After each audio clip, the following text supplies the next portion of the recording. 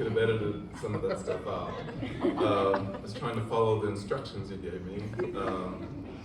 But you did a great job. You got all that in correctly, just like your thesis defense. So I really want to express my appreciation to the committee for inviting me to speak to this group. It's quite an honor. Hopefully it's not going to be a waste of time, and hopefully I'll get the meeting off to a decent start. So what I'm going to be talking about today is mammalian carnivores in a human-dominated landscape. And I'll kind of start off this talk a little bit talking about a human-dominated landscape, and especially humans in particular. Go through a couple basics there, which everyone already knows anyway. And then I'll make the case that mammalian carnivores are really interesting species to be working with in this kind of a system because of the unique relationships that they have with people. So I'll make that case. I'll take a quick tour through some of the carnivora in Ohio. I'll hit on a couple pieces of work by graduate students that maybe that you haven't seen yet. And then I'll focus on coyotes, and I'll make the case why coyotes deserve special attention in this particular subject area. So I'll do that. First, we'll start with humans and the Earth. So I'm sure everyone knows that we're in a new epoch now, the Anthropocene. So it's official. So all the really smart geologists got together, they voted, and we are in a new epoch. It's a very exciting time. It's, most people would prefer not to be in that epoch, but things are changing very quickly, rapidly, both in terms of us as Homo sapiens, both in terms of the Earth, and even some of the animals that are responding to it in ways that maybe we didn't predict. So this is the official designation of the Anthropocene, the epoch, and you'll notice that first of all, the geologists had to get together and agree that this is a new epoch, and there are actual criteria for that. Once they voted, and there was a vote, once they voted that yes, we are in this new epoch, then they had to argue about when did it start, so what year. You didn't have to worry about that with the previous epochs. So they settled on 1950. So this current epoch is in 1950. So your deer season, you said 1943, so it spans two different epochs, or parts of two different epochs. Pretty impressive. And maybe there's a few people in here that span that. I don't know. I personally put in an appeal. I really wanted to see 1970 be the year instead of 1950, because I want to say that I have experienced two different epochs.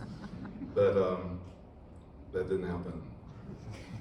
So whether or not you agree with the Anthropocene, everyone can agree that every year we have more and more people living on this earth. And so that's the human population growth curve, which of course is exponential, and you've all seen that, I'm sure, plenty of times. But it is pretty remarkable when you think about it, that for most of our existence, it took over 3 million years for us to reach 1 billion people. Then it took 123 years to reach 2 billion. Then it just took about 30 years to reach 3, and then it got quicker and quicker and quicker, which is that exponential growth. So every year we're dealing with more people on this earth. And of course that has consequences for the earth because we're changing it. We're changing it both in terms of the landscape, we're changing it in terms of the climate, obviously. You hear about that every single day. That climate is changing things in other ways. We're changing the light, we're changing sound. So it's hard to find a place where you can't hear people. So the earth is changing quite a bit. I like to say, because I'm kind of stuck, I got stuck in Chicago studying urban stuff for a while.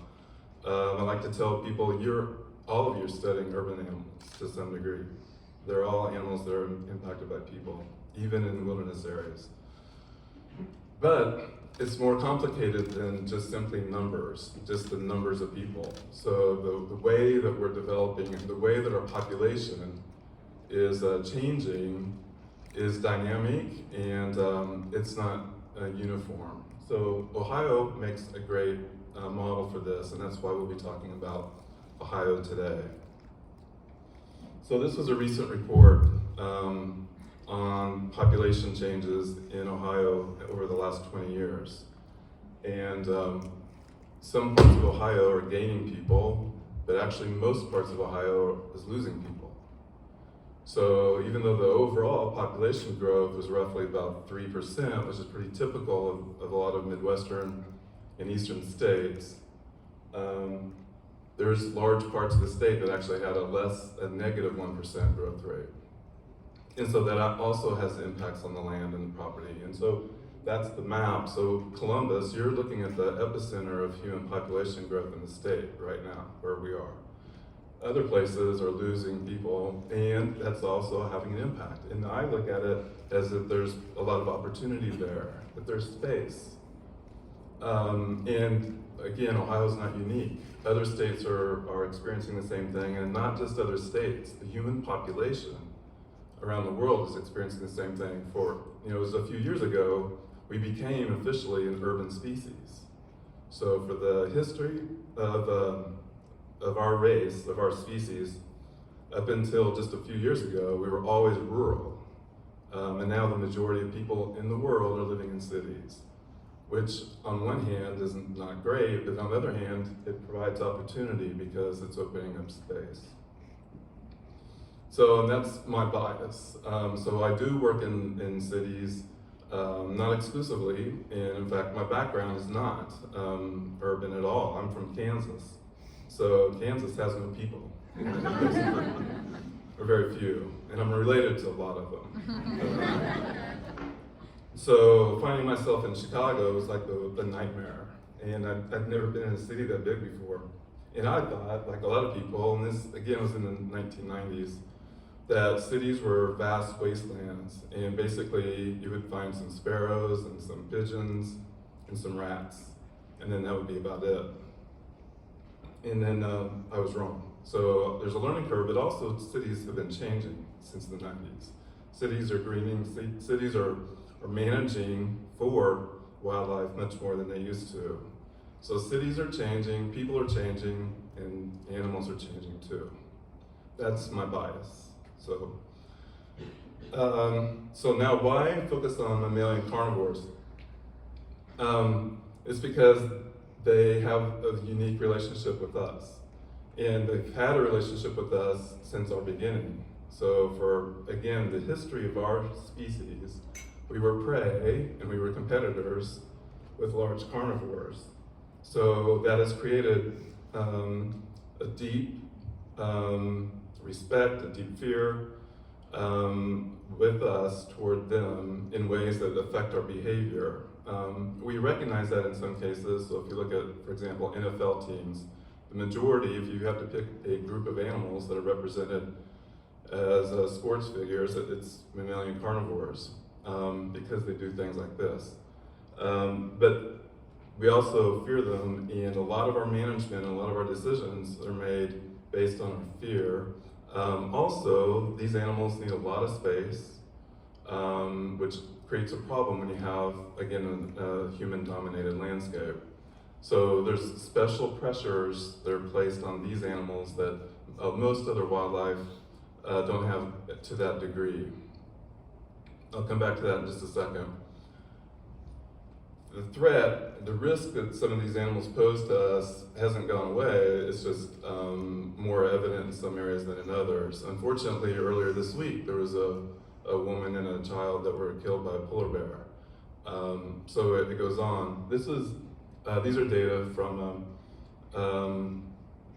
a group out of Italy, or Europe anyway, that actually compiled attack data from large carnivores in North America, as well as a few in Europe. And what wasn't really much of a surprise was that there's been an increase in attacks on people with successive decades. And again, and part of that is numbers, part of that is the number of people, but also there's just more people out and about, and also encroaching onto the ranges where these animals used to be able to reside without us impeding on them. The other thing I want you to notice, so the graph on the left-hand side, those are North American species, and so you'll notice that the increase is not uniform across the different carnivore species, and in fact the biggest increase, the species that's driving the regression that they've published are coyotes. So coyotes are attacking people at a greater rate than any other group, mainly because they're found everywhere. There's nothing particularly unique about them. That's going to be my argument later on for why coyotes do belong into, at least in some discussions anyway, along with the larger carnivores, because they do represent a risk, and they do represent a certain amount of fear that people have. I don't want to glamorize, or I don't want to exaggerate the importance of this. I mean, this is rare. So everything on that graph is extremely, extremely rare. So that's the important thing, but it's also increasing to a certain degree. All right, so I'll come back to that in a little bit later.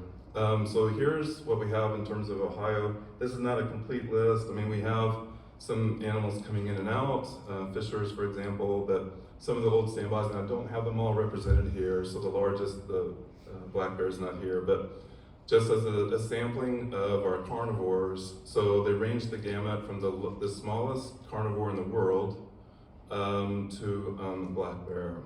And you can split these guys out into basically 3 different groups. So you have the mesocarnivores, which are the medium-sized animals, the micro-carnivores that I call them, the ones that are under a kilogram, and then the mega guys, the big ones. And so I'll be talking about just some representatives of those and what their future looks like in a human-dominated landscape. Just as I guess a word, I'm biased a little bit toward the mesocarnivores, so that's where I've done a lot of my work, and I owe my career to raccoons, so of course they're going to be featured quite a bit, well actually just for one more slide, but it's a big one.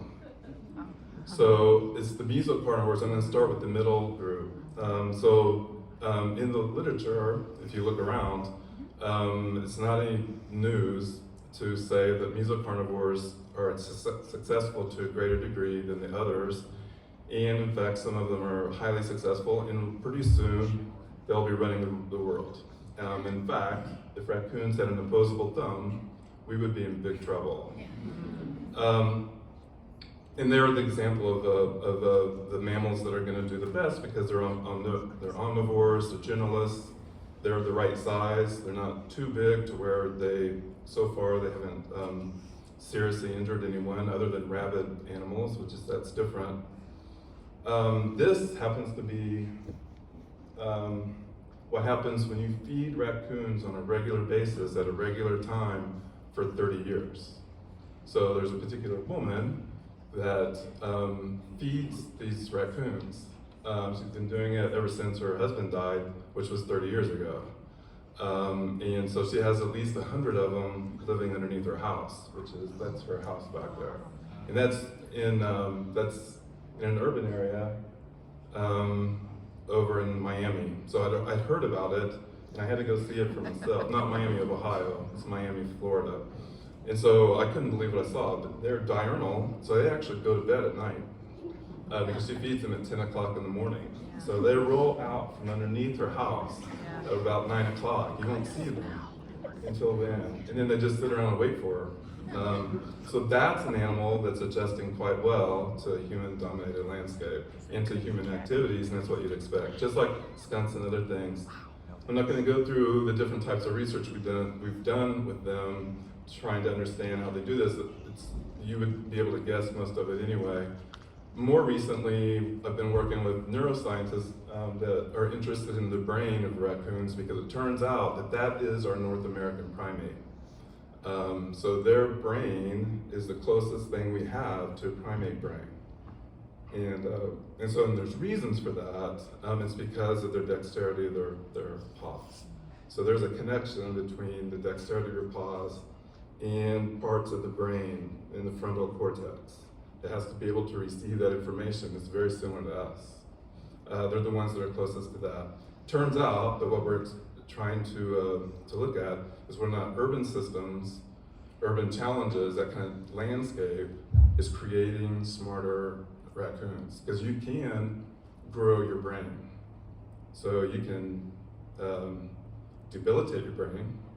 So if you drink a lot, you're going to lose brain cells. You can do other things. Drugs will damage your brain. You can exercise your brain. You can actually make it bigger. And that's what they're doing, we think, when they're using their feet. But not all mesocarnivores are built the same. And so these are the successful ones, or predicted to be successful ones. But some of them aren't because they're not necessarily generalists. Some of them are specialists, but they're still in that mesocarnivore. They're still between 1 kilogram and 15 kilograms. I'm not going to talk about bobcats because Athens has been doing fantastic work with bobcats, and you'll be hearing more about them later. I'll just put in a plug on the urban side.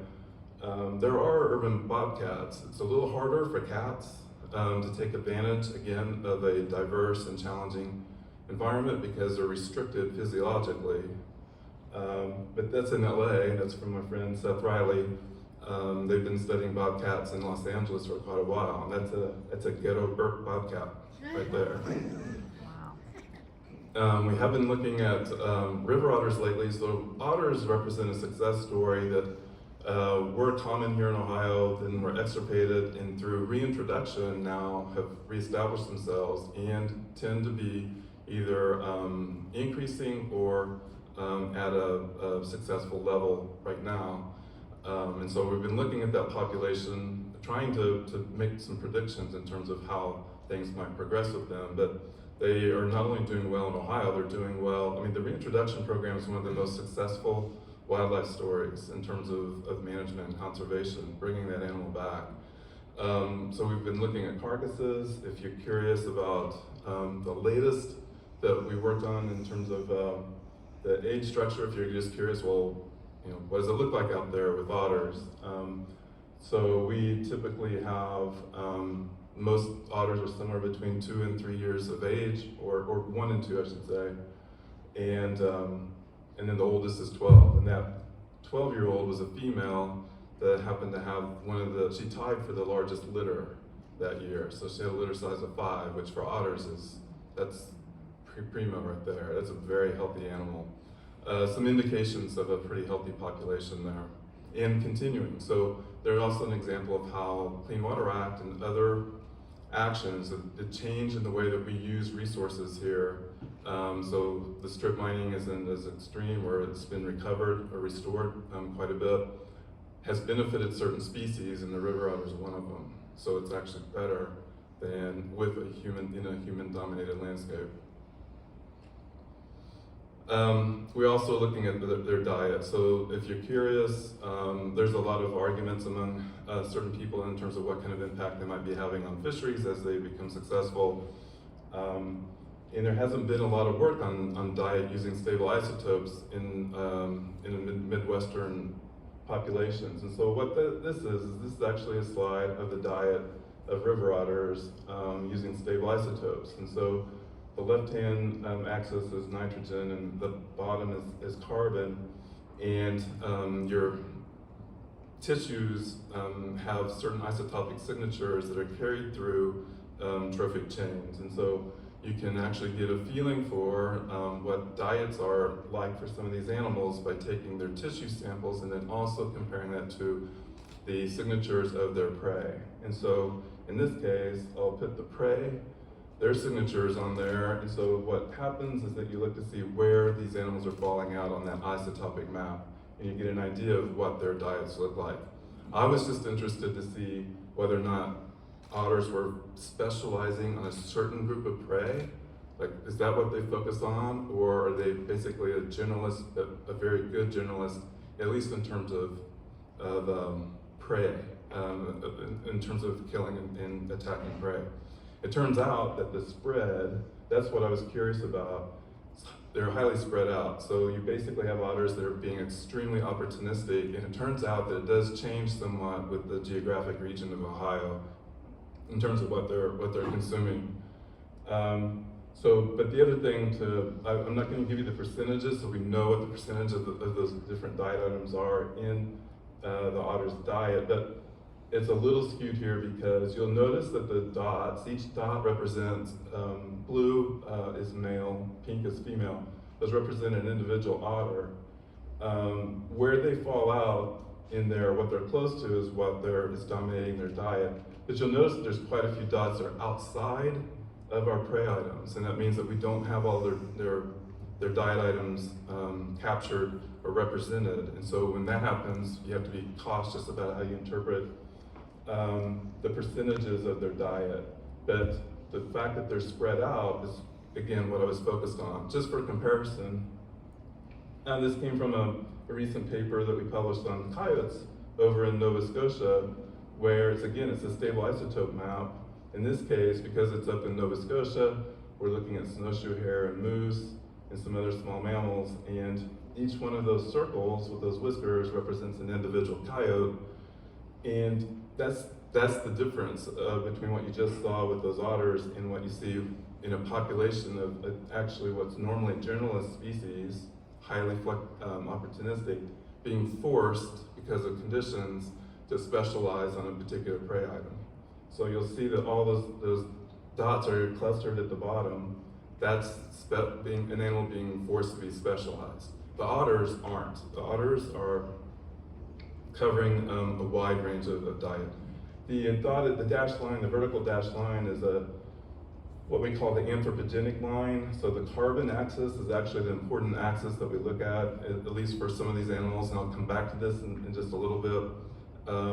And you'll see humans over on the right-hand side. That's actually human diet. So we take a hair from people and we use that for their isotopic signatures. And you'll notice that very few coyotes are over there in this system. It'll get more interesting when we get over into a city. Foxes are something that we worked on a little bit in past years, and we're going to be working with in more detail very, very quickly. So both red and gray foxes, in contrast to the animals, the mesocarnivores I just spoke about, are the opposite trend. So these are individuals that are declining, gray foxes in particular. So this is harvest data for gray foxes, and this is for the Midwest. So it's combining a bunch of states together. Ignore that massive increase in the early 1970s. That's an artifact of states not all beginning the reporting at the same time. So that's not an actual increase, that's just simply reporting. But the decrease is something to be concerned about. So that is a real thing in terms of harvest numbers. Now, harvest numbers have uses, so they're useful for suggesting trends, but they're not necessarily reliable.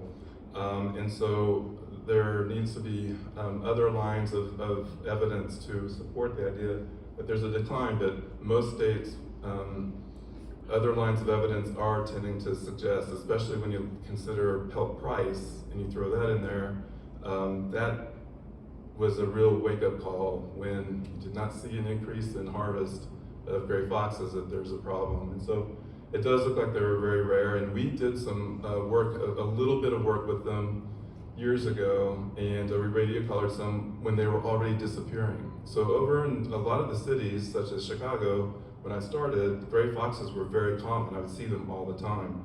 They started disappearing in the late 1990s and early 2000s. It wasn't until they had almost disappeared we got funding to actually do this, so there were very few animals left to study. This was Alison Willingham's graduate work, and what we found was that canine distemper and coyotes were the main causes, but this is people are a bigger cause. Let's see. This may not run. So this was a video clip. It's interesting. So it did run. So this is a feeding station that one of the problems with urban areas in particular, but also rural during deer season especially, people will put out feeding stations. And so what we found was that, and that's how we found gray foxes, we put cameras on those feeding stations, and what we found were that, raccoons, no, that's all right, raccoons, and it was creating an attraction for a variety of different species. So raccoons in particular, oh, thank you. How'd you do that? Amazing. No, don't go anywhere. Right here. I'm gonna need you again. So that's a gray fox and a raccoon feeding together. And in fact, there's actually a couple other raccoons back behind. And so raccoons, it turns out, raccoons are like the key to a lot of these diseases. Raccoons not only are generalists in terms of their diet and their habitat use and a bunch of other things, they're generalists in terms of their pathogens. And some of them are highly transmissible. Raccoons are fairly resistant to things like distemper, but gray foxes are not. Gray foxes in general, are highly susceptible to distemper. And we think that people were probably playing a role in helping to facilitate that. All right, and then so that's enough on the mesocarnivores. I'm just spend a quick minute on microcarnivores because there's not a whole lot to say about them because we don't know that much about the little weasels, which is unfortunate because you remember that picture I showed you of that lion with that poor primate crushed in its jaws. These are the scariest animals out there. So just be very glad that they're not like just another kilogram bigger, because for some of you, you would be in trouble. Especially anybody that moves low to the ground, the weasel's gonna take you out. So I have a fond spot for especially least weasels. I've only seen one, I've only caught one ever in my life, and that was in 1986. That's it. So long tails quite a bit. So this, you've probably seen this picture. This is a viral picture. I mean, I love that picture. So that's not in Ohio. So that green, that's a woodpecker. It's from Great Britain. So it was, and a lot of people thought it was viral, or not viral, that it was fake. It wasn't fake. It was actually taken by an actual photographer in Great Britain, and that weasel. And so people make two mistakes on this. First, they think it's fake, and it's not fake. Then they think that there's some kind of kumbaya thing going on. A weasel. That's not what's happening there at all. So, in fact, the photographer took that picture because there was screaming going on before that bird took off. So anyway, but that's how ferocious they are. So they think about, we're so impressed when wolves and lions kill things that are quite a bit bigger than using a group together. These guys never group together. They'll kill each other too. They're mean. They're the meanest things out there, which may be part of their demise. So we don't know much about them. It's hard to monitor them. With the camera trapping, there's beginning to be some data that's suggestive. This is data that was published by Roland Case and Matt Gomper in their lab. And this, again, this is harvest data. And using the same source that I just showed you for gray foxes. So ignore the increase at the beginning. It's the decrease that's the concern. These are multiple regions all showing the same pattern. That's a regional thing. So again, it's harvest data, so it could be completely unrelated to the actual number of weasels. It could. I mean, there isn't much of a market for weasel fur. So it could be simply an artifact, but they had two other lines of evidence, so iNaturalist and then camera trapping to go along with that. So three different lines of evidence all suggesting the same thing, which is a widespread, large-scale decline of weasels. The problem is that we don't have good ways to monitor them and get reliable information. We have actually done small amounts of radio telemetry of urban weasels. There's actually no real studies of urban weasels. Other than one, and I'll show you one in just a second. This is a long tail, so we do catch them occasionally, especially through Cook County and their lab over there. So we collar them, and so they have collars of all kinds of sizes.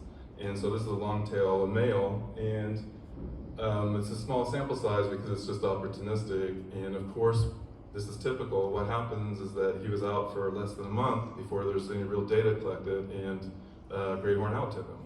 And in fact,